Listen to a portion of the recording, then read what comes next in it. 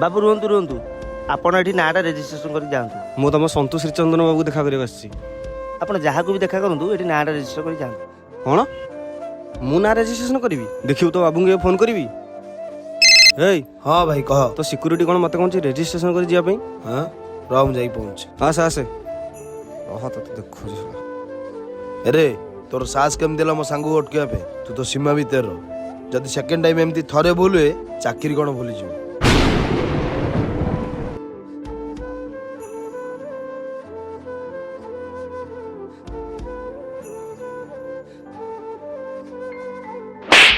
ହେ ତୁ ଏଠି କେମିତି ଡ୍ୟୁଟି କରୁଛୁ ବେ? ତୋ ଦାୟିତ୍ୱହୀନତା ପାଇଁ ସେପଟେ ମୋ ଘର ସୁନା ଚେନ୍ ଚୋରି ହେଲାଣି, ଆଉ ଏଥିପାଇଁ ତୁ ସମ୍ପୂର୍ଣ୍ଣ ଦାୟୀ। ସୁନା ଚେନ୍?